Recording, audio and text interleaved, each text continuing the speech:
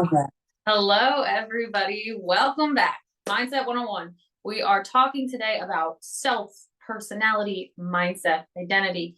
Um, I like to always open the meeting a little bit early so that everybody can get situated.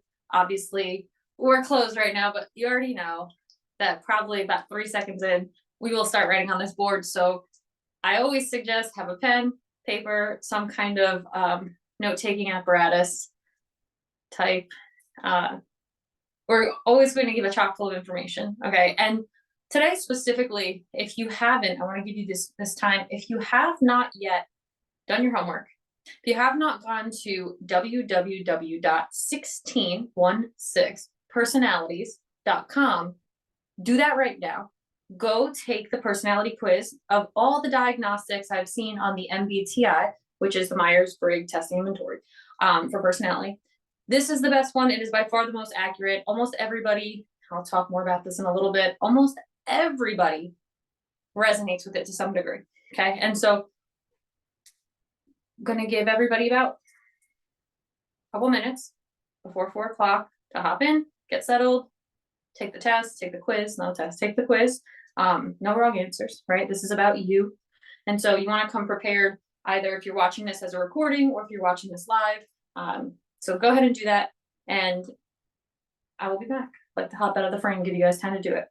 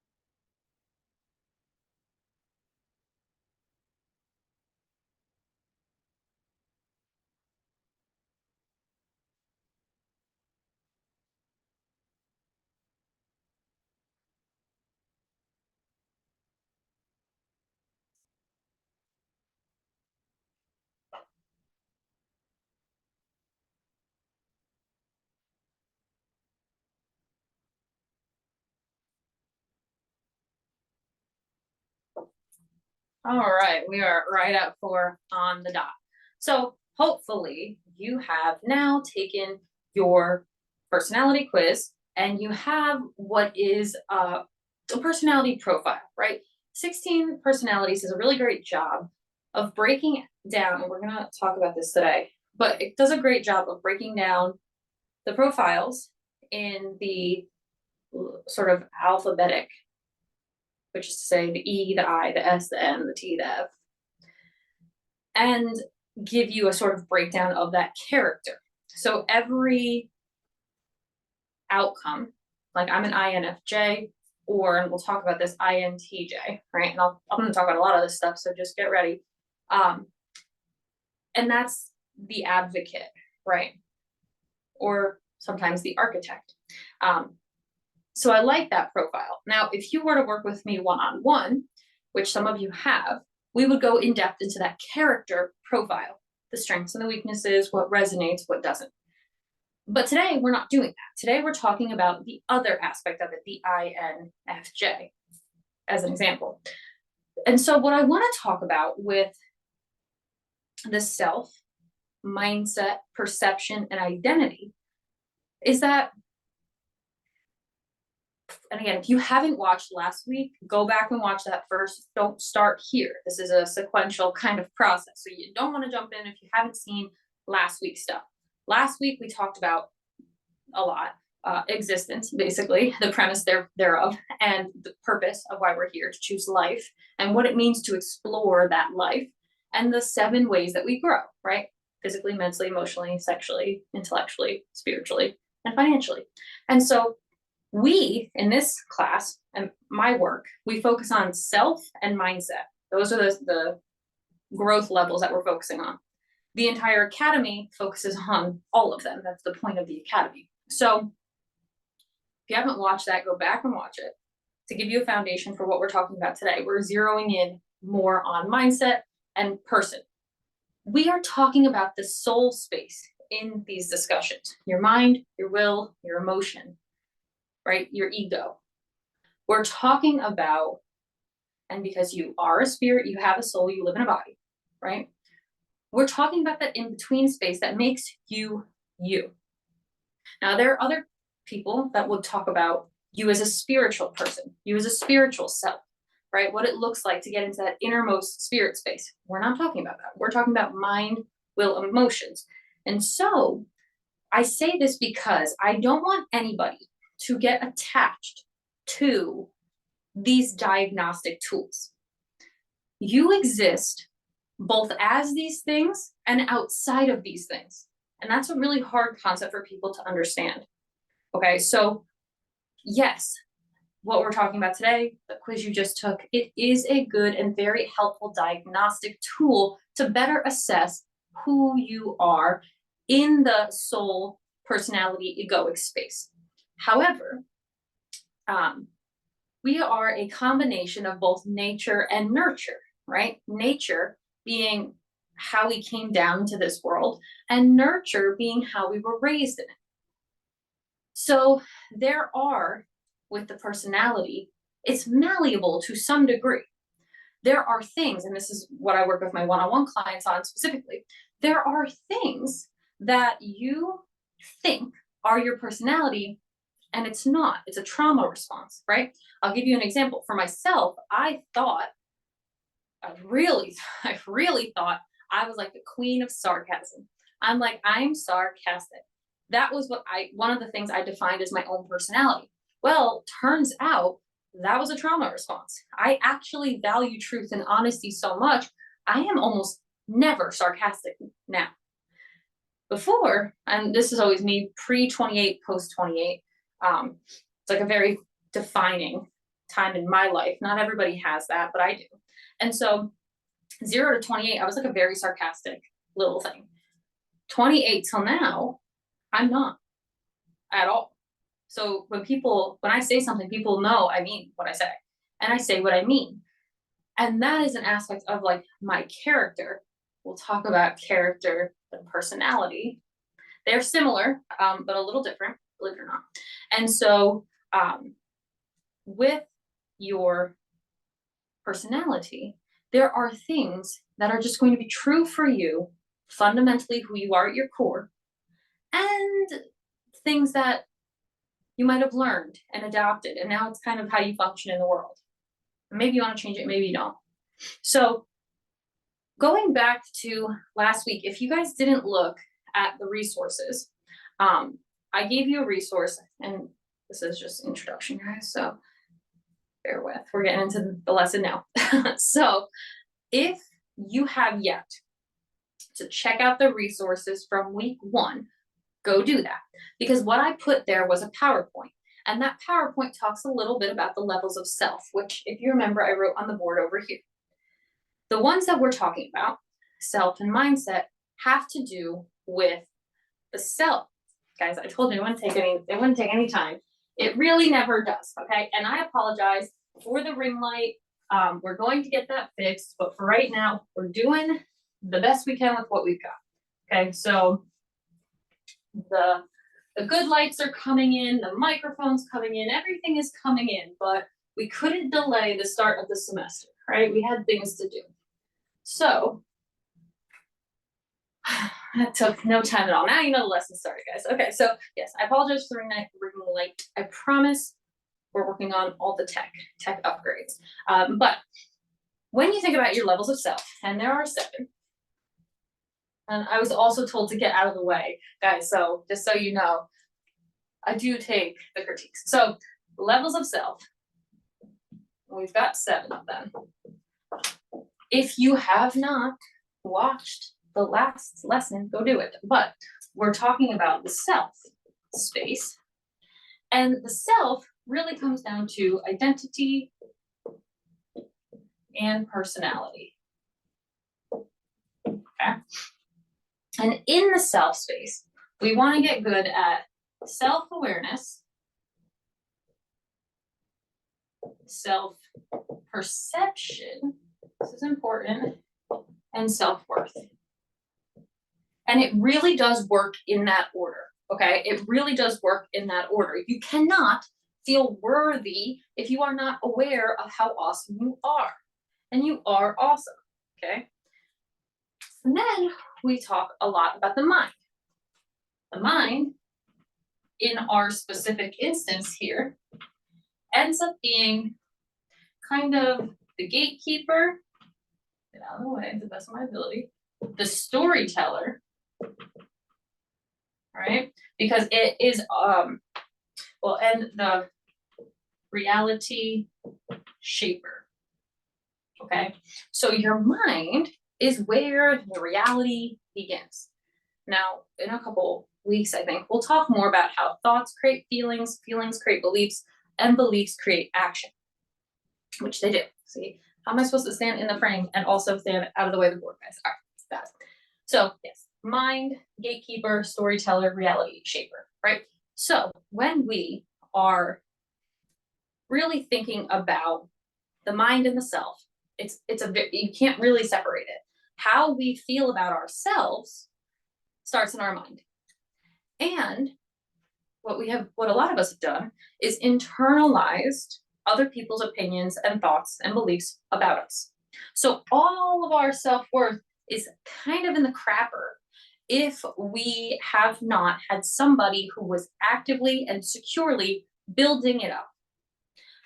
The other flip side of that, of course, is that we get entitled and we think we're better than we are. So self-perception is a tricky one because what happens with self-perception is one of 2 things, more often than not.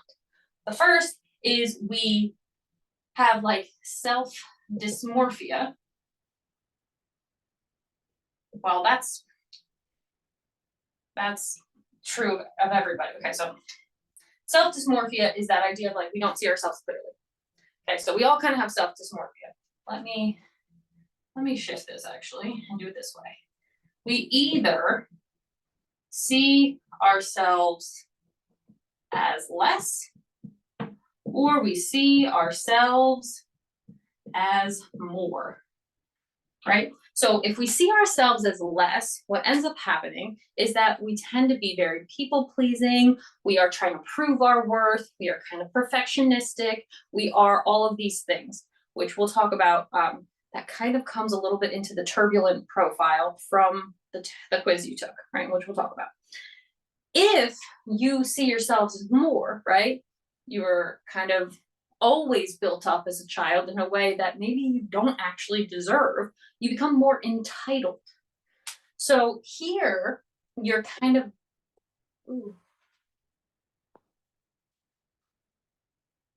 sorry about that. You're kind of in victim mode, and here you're in entitlement mode. I talk about this more on my YouTube, which is just like overall conversation. You can go check that out. I'm not going to talk about it here. So when neither of these are true, we don't see ourselves as who we are. And so that is the goal here. Because when someone says to you in like an interview, let's say, what are your strengths and what are your weaknesses? You should know. You really should know. And we don't a lot of the times. And a lot of it comes to, if we see ourselves as less, we think we have no strengths. If we see ourselves as more, we think we have no weaknesses. And neither of those things are true. And so the real, authentic understanding takes work that we're doing here, right? So when you get aware of yourself truly and deeply, your perception is going to grow. And when you figure out, hey, I'm doing the best I can with what I got, this is what I have to offer, take it or leave it, your self-worth will grow. Okay, so it's a kind of an leading into each other process. And almost anybody I've ever met has a self-worth wound in some way, shape, or form, and flawed self-perception. That just tends to be the case no matter what. And so, what role does our mind play in that? Well, our mind is the thing that allows stuff in and out, believes the stuff that is coming in and out, and it shapes our reality. Now, I don't need to get too much into the quantum physics and the quantum mechanics of it all, but if you've ever studied with like Dr. Joe Dispenza, you know that what you think, or Napoleon Hill, Kevin Trudeau, anybody who's ever done anything successful, Henry Ford, where the mind goes, the man follows. What your brain is thinking is what's going to be produced in your reality. Okay, so if you think you can't or you think you can, either way, you're right. Henry Ford, right? So the people who are the most successful know that when you train your mind to truth and how things actually are, you can change your whole reality. So let's get to the truth of what and who you are. Okay, that's the whole point of what we're doing here today. And so when we talk about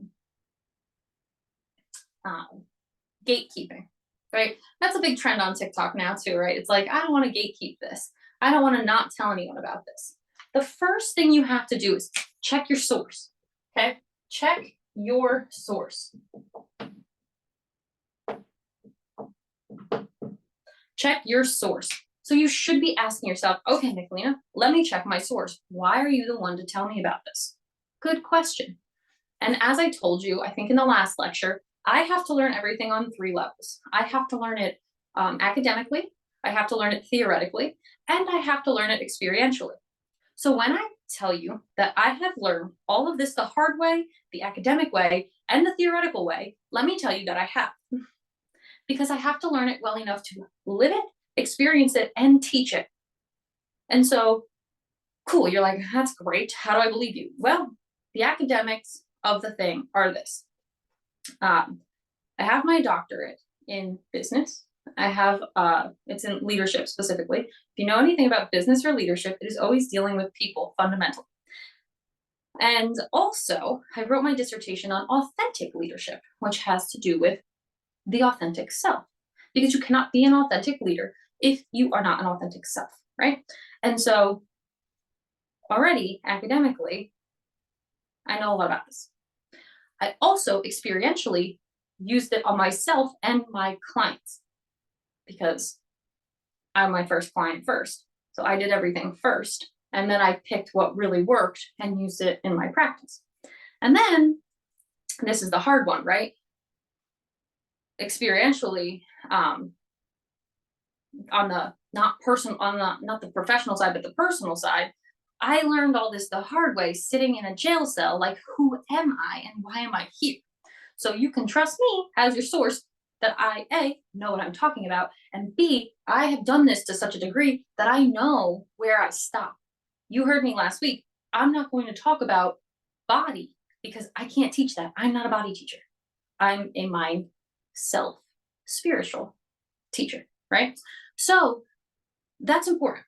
So you always want to check your sources. Now we have a thing in our mind, which is called confirmation bias, okay? Confirmation bias. Confirmation bias is this tricky little thing that confirms what you're thinking. And if you know anything about science or nature, like attracts like. That's why they say your vibe attracts your tribe, right? Like attracts like. And so what ends up happening is that we confirm in our minds a lot of the things that we think because those are the things that we pay attention to. It's like if you're thinking about a red car, all you're going to do is see a red car. It's called your reticular activating system, your RAS. Okay, your reticular activating system. Your mind always wants to help you. It wants to make things easier for you. So what ends up happening in our mind space is that if we get a sort of trigger, I'm not going to talk about triggers. I don't even know. I think I probably won't even talk about triggers in this semester, maybe toward the end of it. That's a semester 2 thing, but we'll get there. If your mind sees something that it's experienced before, it will say, ha, I've seen this, and this is the feeling attached. So let's just skip right to it. So what we do, this is how we shape our reality. These are the stories we tell ourselves. If we say, oh, I'm not somebody that can get in front of the camera, guess what you're not going to be? Somebody who can get in front of the camera. You tell yourself the things because you didn't gatekeep well, right? Somebody over here told you you shouldn't get in front of a camera. Or when you did get in front of a camera, they made fun of you. Well, then you didn't gatekeep. You didn't check your source. You were like, they're watching me. They must be right. So now what you do is you tell yourself the story, I can't get in front of a camera. Now, this is true of anything. I'm using this as an example because this is a problem. I don't want to say problem. This is an issue that I see with a lot of would-be coaches. They want to coach. They don't know what to coach. They don't know how to get in front of camera. They don't feel comfortable, et cetera, et cetera. This is another thing I work with my clients, right? So when you get to that point, you tell yourself the story, I can't get in front of a camera. I can't coach. And now your reality is I'm going to stay on my crusty job that I don't like. See how that kind of works? It's a whole like system that goes, and if you know anything, guys, look, goes back and forth. It's a confirmation bias. But also look, the infinity loop. It's a system. Our bodies, seasons and signs, guys, everything is cyclical, right? So it's a feedback loop. It's a feedback loop. It's a feedback loop. I won't go into, I have a resource on like confidence. Maybe I'll bring it in, but it talks about how it's a loop.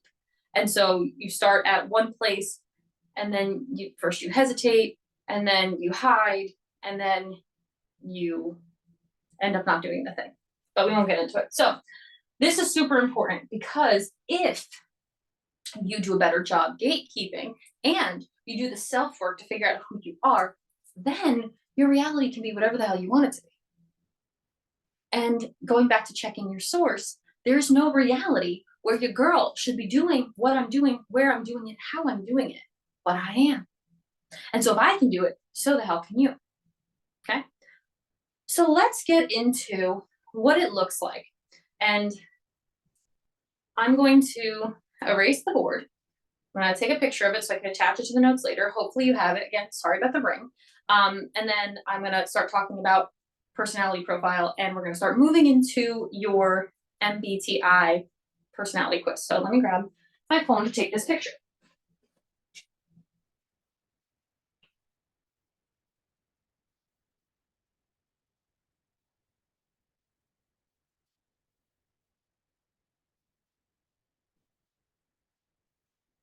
I always want to take a picture of the notes for you guys.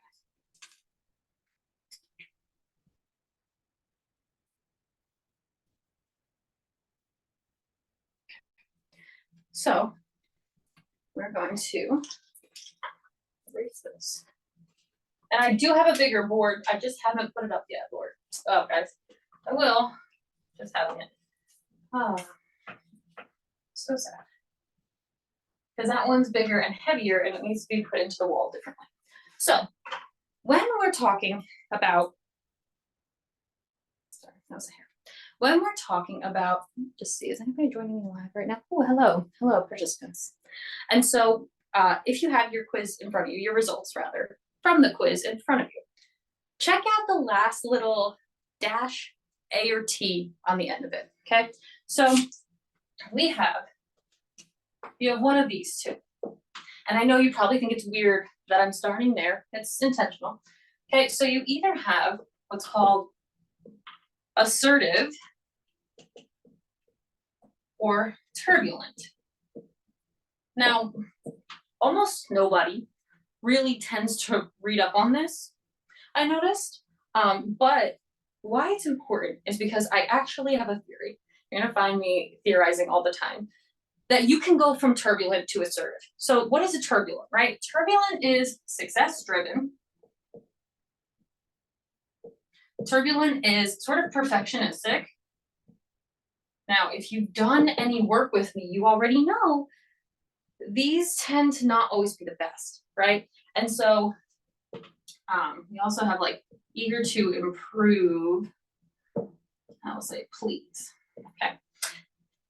Now, if you've worked with me, you know that actually a lot of these are trauma responses. And what you will do with me is define what success actually means. What does it mean to be perfect? What does it mean to improve? Those are three things that need to be defined. Success in our day and age, a lot of times, is defined by things we don't even agree with. If you've done the work with me, you've already recalibrated, I think and hope, your definition of success. But if it doesn't sound like freedom of time and money, then we've got different definitions of success. If it doesn't sound like getting paid to do the things that you love, we've got different definitions of success, okay? And so why I say the turbulent actually tends to be more of the trauma. If you are in a turbulent personality, it's a great indicator that you have self-healing work to do. And again, that's a Dr. Michelina theory that I have already tested and I know is true. Because what can happen with these personality profiles is that they can shift. And sometimes they do, and sometimes they should. Because they're diagnostics to give you a framework. But they are not hard and fast to have you try to identify with and say, oh, I am this thing. No, you're not, okay? No, you're not. That's an attribute. That's a component of who you are, right? But there are things in the personality profiles that you are, or that you gravitate to, or that you'll never be. So if you have open, or if you've looked at, they're kind of color coded, right? It's red, green, blue, and yellow. Now I can tell you right now, I'll never be a yellow. Why? The yellows are entertainers. I'm not an entertainer. I'm not entertaining, right? The blues tend to be very people oriented. The greens tend to be kind of wisdom oriented, and the red tend to be sort of logically oriented. And so, again, you should, at your very bare basis, know what you kind of gravitate toward. It doesn't mean I can't be entertaining. It doesn't mean that people don't find me funny, though I never understand why or how, because I don't think I am. But it does mean if it's entertainment or education, we already know where I'm going, and it's education.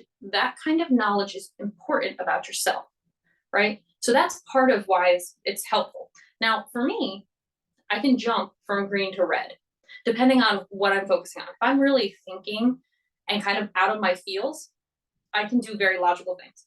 But if I'm more feeling, I tend to be in the INFJ advocate space. So that happens sometimes where I was just working with a client that both applied. That's okay, right? And we'll talk more about that. But my larger point is things can shift, and they should, because the assertive is, not surprisingly, self-assured. They are confident, right? This is what happens when you know yourself. You tend to get very confident and competent. You become more even-tempered. You are more emotionally regulated. You know yourself more, so you don't get as upset by the things that you used to get upset by. You can get more regulated. And as a result of all these things, you become more resilient to like stressful things and adversity. This is just a result of growth. This is just a result of choosing life in your mind and your self space. And so I'm starting here to make the very real point that while you go through this course and this semester with my colleagues, you should move from this to this. That should happen. If it doesn't happen, you've got more output to do. Because again, input is one thing, output's a whole nother, right? So if you had, let's say, like for me, if I'm an INFJ-A, it means cool, I've done a lot of the healing work, I'm very, very comfortable within myself. If I've got an INFJ-T, it means, ooh, we're turbulent in ourselves still, we don't quite know what's going on here. Is that bad? No, none of it's bad. And that is a thing that if you don't know, maybe number one takeaway of this entire discussion is this: none of it is bad. Everything is good. Everything tells us more about you. And that is productive. That's why no weakness is actually really a weakness. Because if you know it about yourself, it becomes a strength. So when you are looking at your letters, whatever they are, right, it would look like something like this, which we're going to talk about in a second. So the dash at the end is how you know where you're at. Okay. So again, I'm going to take another quick picture, and then we're going to move into the exciting stuff of the day. Just kidding, guys. Everything is exciting. Everything is exciting because we're talking about you, and it's so fun to learn about yourself. And if it's not yet, it will. Okay. So let's go over these personality profiles and what they really mean. I'm sorry, not the personality profiles. I don't need to go over the personality profiles with you because 16 personalities does a great job doing it. What I need to do is give you a good understanding of what these little letters mean. So we have, so like for me, INFJ, and then the opposites of that.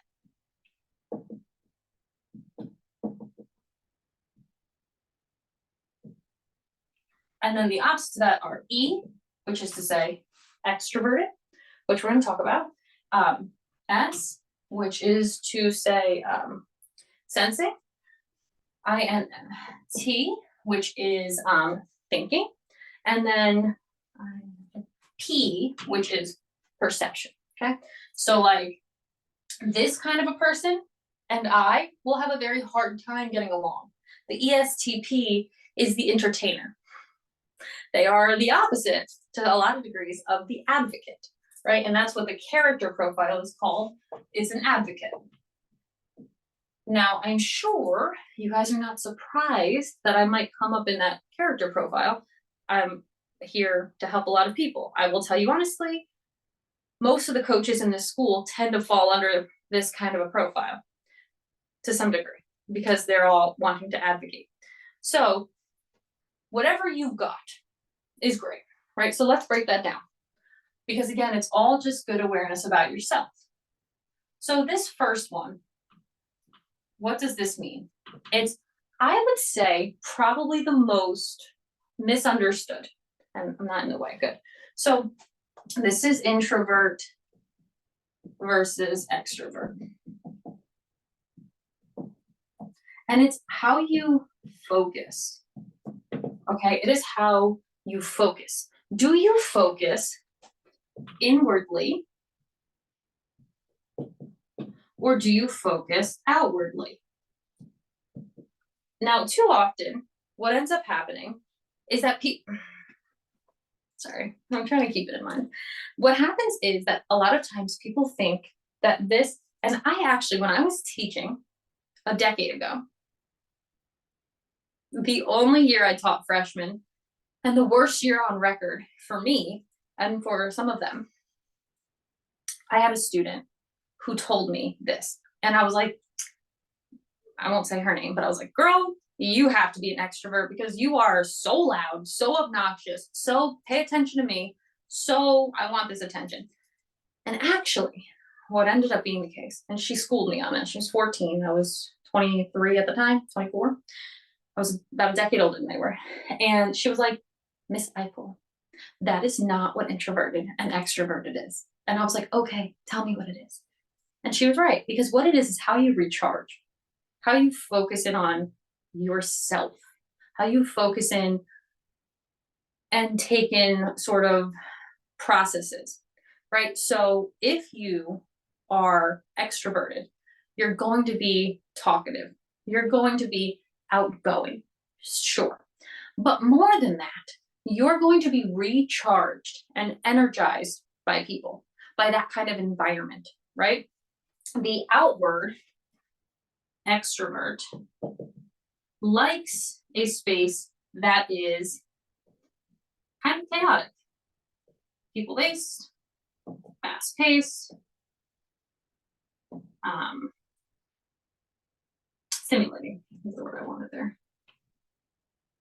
Right? They're going to like that kind of a thing, and they're going to feel comfortable there, and they're going to recharge there. So already I can tell you, like, the I and the E is important for you to know about yourself, because it means what's your social battery and how do you replenish it? That's the way best to remember it, right? This is your social battery. Or rather, your self battery that is either replenished or depleted in a social space, right? So sorry, I keep getting notifications. With the E, you're not going to want too much, maybe, to sit home and just be. You're going to want to be out, about, and people. The introverts, you're going to be probably, not a E. Sorry, guys.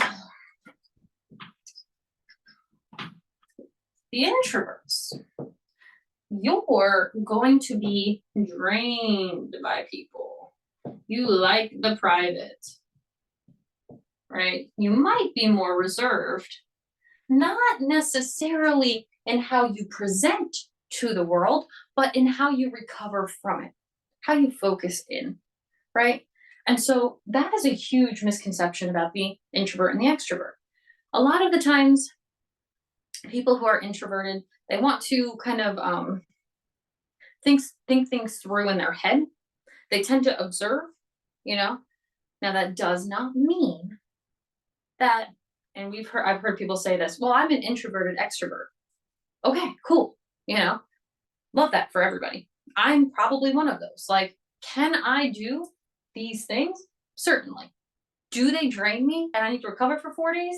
Absolutely. Not a shock then that I personally am an I. Now, again, we don't want to overly identify with this because it does limit, right? If you're like, oh, I'm an introvert, and then it's like, that gives you license to never go out, that's not going to work. Because why? Because if you go to the spiritual self, we are made for connection. So we have to connect. Sometimes it drains us, sometimes it doesn't. Right? That's the I and the E. So it has to do with focus. Your N and your S.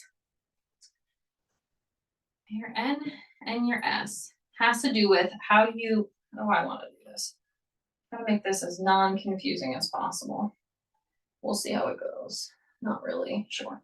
Anyway, has to do with how you take in information, right? How you process information.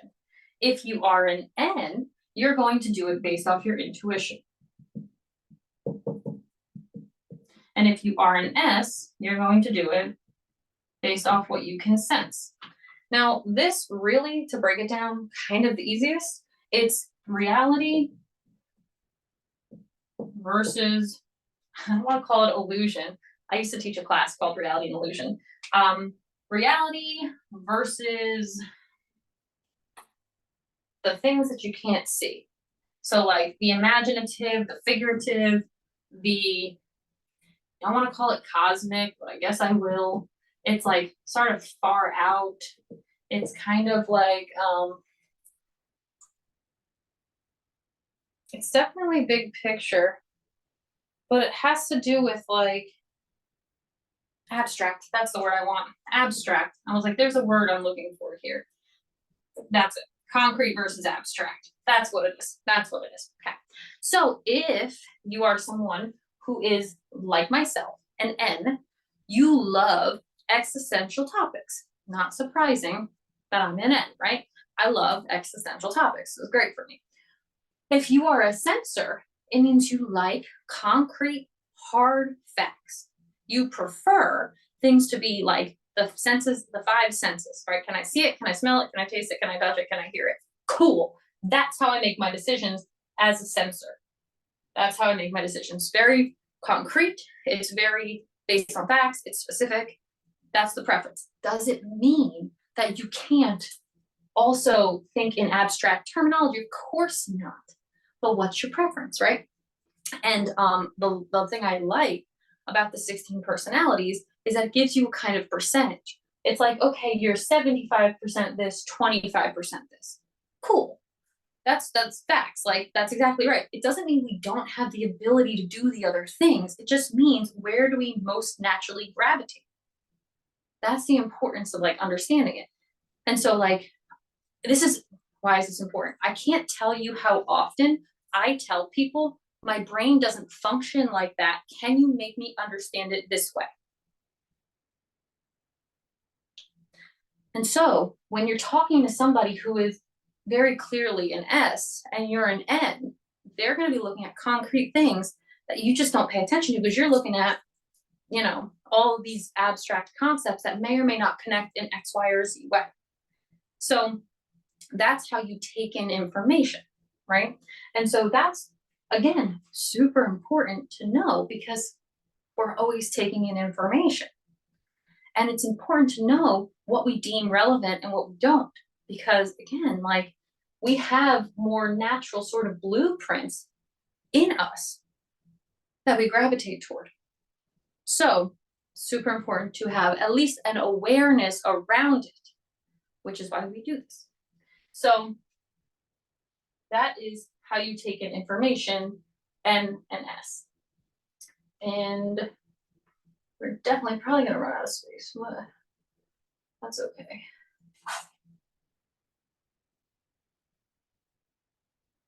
We'll see.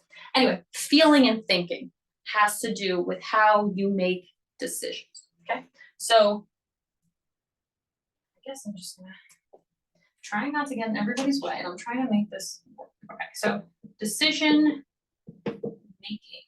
Let's try to do it like that. Decision making. So you are either a feeler. Just like to make my notes and make sense, guys. Or you are a thinker. Okay. Now I know this is like, am I emotional? No, it's not that. Everybody has emotions, and they do, when we're emotionally dysregulated, guide a lot of things. But can you think logic and emotional? Sure, fine. Because technically, the thinker is looking for the, oh, come on. Why do I do these things, guys? Trying to make it all, for you guys. The thinker is looking at logical, of course.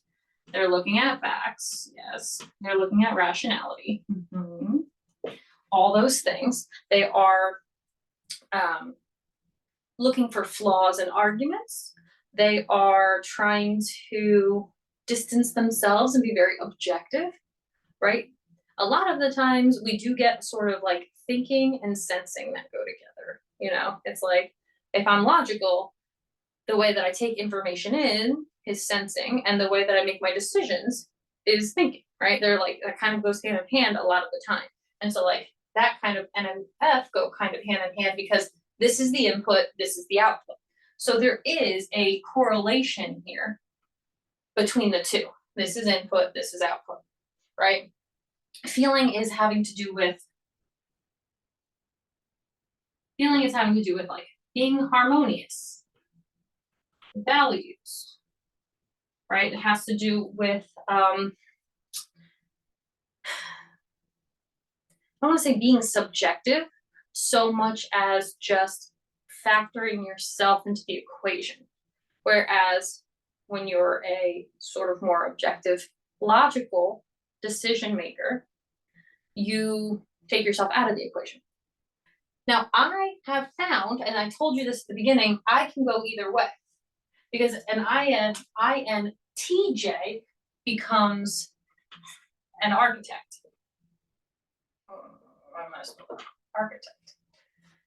So when you get in front of a board, I swear you forget how to spell everything. I used to always tell my kids this. They never believed me. And then when they got up to the board, they were like, oh my God. And I was like, yeah. But we should have the ability. Okay. I don't like to say should because you don't want to should all over yourself, right? But I do want to say it is productive. It is productive for us to have the ability to do both. Make decisions based on our values, our sort of awareness of others, how they factor in, and also to kind of be able to do it this way too. These are developable skills. When you learn your value system, which most people don't actually know, have never put like a name on, which we'll talk about next week, actually, you can make these kind of decisions when you need to. And then, oh, I wanted to close this door. Guys, I apologize if the sound is bouncing. We're gonna get the mics and everything. But the thinker is productive to be able to do in some degrees, in some cases, and the feeler in other degrees, in other cases. However, which one you more naturally gravitate toward is important to know. And then when we get to the last one, which I have space for, has to do with your outer life. Okay, your outer life. Let me explain what that means in a second. So it has to do with judging, and that doesn't mean, what did I say? What did I say, guys? That's not how you spell judging. Come on now. We got 2 G's in judging. Yes. It has to do with judging, and it has to do with perception. Judging and perceiving. Oh, sorry guys, you can't see me. Judging and perceiving. And so when I was looking at the board, not looking at the camera, realizing I was out of frame, I apologize. So I try to stay in the frame, but also let you see what's going on here, right? So the judging prefers a more concrete way of having matters handled. Okay, so this really has to do with almost like schedules, planning, routines. Does that make sense? So like scheduling,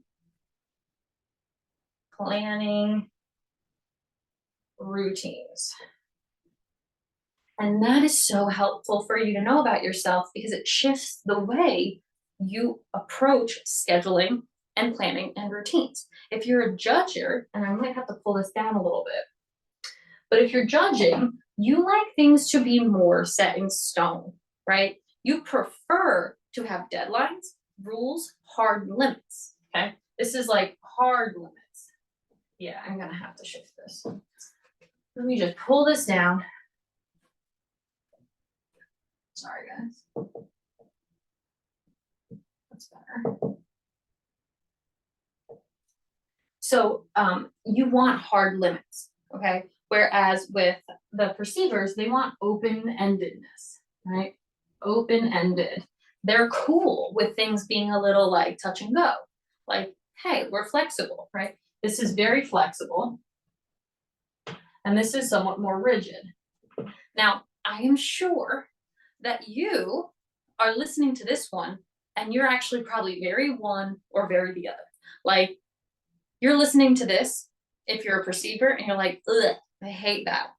Or if you are a judger like myself, not judgmental, judging, rigid in your structural hierarchy, you're listening to this like, oh God, it is best to have both, right? It's best to be able to do one or the other to some capacity. That's why I say it's important to know so that you are aware what you gravitate toward, but also you can recognize this. If you have somebody in your life who's more of a P, but you're a J, you're going to be like, oh, well, no wonder John never wants to stick to a time and a place. No wonder he shows up late. Like, no wonder he doesn't really care about that. And so, excuse me, when it comes to hard limits, being rigid, scheduling things,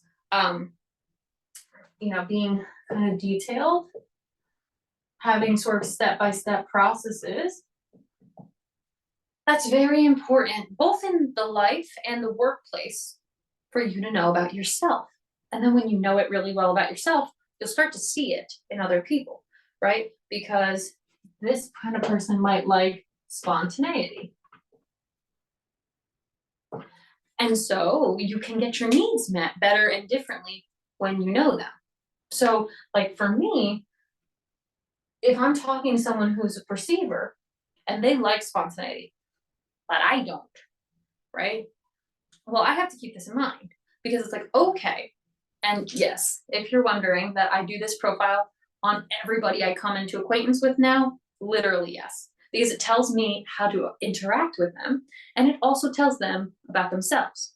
So I'm constantly like, if you are in my sphere of influence, 9 times out of 10, this has happened already because it's a valuable diagnostic tool, right? And so this is one of the ways in which we know our personality profile, right? We don't want to, I can't tell you how many times I'm saying this, don't marry it. Just be aware. We're growing our awareness. If you remember what I wrote before, self-awareness is how we grow our self-perception and our self-worth, right? So we want to make sure that we are prepared to be aware of this and also to work at being able to do both comfortably. So like for me, I naturally gravitate toward this. I like deadlines. I like hard limits. It makes me work better. Just a fan of rigidity and my structures, my schedule. However, because I know that people do this a lot, I try very hard to be flexible. So as an example, yesterday, I don't know if you were on, if you're live, Dr. Sarah was going to go, no, yesterday? Yeah, Dr. Sarah was going to teach yesterday. And the whole system fouled up so that she couldn't do it. Now, I believe she and also I are both this. We are both this. And so we both had to be like, okay, we know we're uncomfortable by the fact that this happened, but also let's be flexible. It happened, can't change it. We'll just shift the day. Not a big deal. These things happen, right? And so you want to know what you gravitate toward so that you can become aware of it and then adjust. On flip, people who are like perceiving, and I'm taking a lot of time on this one because this one has a lot to do with other people. These 3 have a lot to do with you and how you operate, right? This is you operational. This is you operational. This is you operational, but it does impact others. This directly correlates to how you interact with the world. They all do, but this one really does. So I'm going to take a little bit of time on it so that it can help you, hopefully help you, right? So if you are somebody who hates scheduling, you want to be aware of that because you're like, well, okay, just because I hate scheduling doesn't mean I don't see the value in it when I'm working with other people. So like I have colleagues and I have friends who do not prefer, sorry, this sort of rigid structure that I prefer. So I try to give them grace because they will almost always be late, right? Now I know people will say it's not that hard to be on time. As somebody who used to really struggle with being on time because I'd always overbooked myself, I can be more graceful with it now, even though now I'm rarely not on time. Like now I'm almost always on time. You see, I start this pretty much early because it has a lot to do with how I feel comfortable in the world, right? But now I want to give other people some comfortability too. And so this is important because you are going to be dealing with lots of people who are different than you. And when you learn these type of things, you get to figure out where you start and stop and where someone else can start and stop and where they can meet you. I'm supposed to be out of the frame, guys. Come on. So that's why this is super important, I think. I think they're all important, obviously. And so that is these letters explained. Okay. I am not going into all 16 of the personalities because that would be it would take a long time. It doesn't apply to everybody. This applies to everyone, right? This is the MBTI explained. I did not come up with it. I am not Myers. I am not Briggs. I am teaching you the concept, right? And so it is your job, here is your homework, if you will, to very much understand your personality profile. Does it resonate? Does it align? When you look at things like, is it helpful, right? When you look at things like the strengths and the weaknesses, the general overview, the romantic, the jobs, do those feel like they're like, oh, wow, that's definitely me. That sounds a lot like me. That sounds like something I'm considering, et cetera, et cetera. Do that, check it out, because it will, again, always give you good insight into yourself. And so, with that being said, that is a general overview. Come on over to this side again. General overview of sort of the self and the mindset that are specific to us. You have to do your own specific to you work, unless, of course, you want to work with me one-on-one, in which case we can go through that more methodically. But with that being said, when it comes to your identity, I'm not going to write this up, but it's something to take note of, and we're going to talk more about it. Your identity, there is a huge difference between your who and your do. Okay, we're going to talk about this more in the upcoming weeks. And if you've done any work with me already, please remember it, okay? Your who is the things that you're more naturally inclined to. Your do are the roles that you perform. Usually the roles that you're in that align with who you are feel better, right? Very easy for me to be in the role of teacher. Just aligns with me being who I am. But the thing about roles, which becomes super important, and a huge disclaimer about identity, and I need to make it as we talk about it. And again, personality and identity, not necessarily the same, because personality is actually who you are, and identity is how you perceive yourself, right? Remember when I put up here before about how the brain is a storyteller? It's the story you tell yourself. So I have seen so often parents, especially, who are like, I'm Jackson's mom. That is true, but that is not who you are. That is a role that did not exist at one point in time, and now it does. And if anything happened to Jackson, you would not be in the role in the same way that you were, right? And so that was a huge thing for me, circling all the way back to the beginning of our discussion. When I was sitting in the jail cell, like, who am I and what am I doing here? I realized that I had been identifying for the last 7 years as a teacher. And now I was like, holy crap, I'm not going to teach the way I used to teach ever again, probably. So I was like, well, what does that mean about me now? Right? That role in that way fell away. And so your who and your do are very important distinctions On this list, anywhere, do you see mother, teacher, father, military, fireman? Do you see housekeeper? Do you see brother or sister? Do you see any of that? No, those are roles. Okay, those are roles. Roles are things that can shift. You can come in of it, you can come in it, you can come out of it. So we cannot identify as or with those things in a way that we shape our whole personality around it. Because then this is what happens for like empty nest syndrome. It's like, shoot, who am I now? Or if someone gets laid off, it's like, well, I've done this for 30 years. What am I? So this self-work, this mindset work, this awareness work becomes really important to build, well, it's not on the board anymore, resiliency. Okay. I had resiliency down here, I think, or turbulent, something. With the ad, when we were talking about the A and the T, we were talking about assertive. And part of being assertive, that kind of temperament, is being able to be resilient.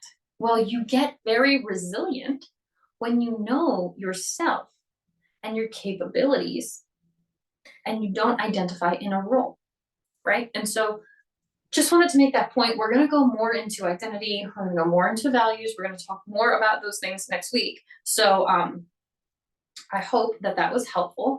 I'm going to upload the replay on week 2, Mindset 101. So stay on the lookout for that if you need this again. I'm going to upload the board so I have the notes on there. If there's any resources, PowerPoints, anything, links, any of that, I'll put that up there as well. And so I hope that this is helpful for you, to you, and that it will aid your growth in the mind space and in the self space. And we will keep on keeping on next week. So I will see you guys next time.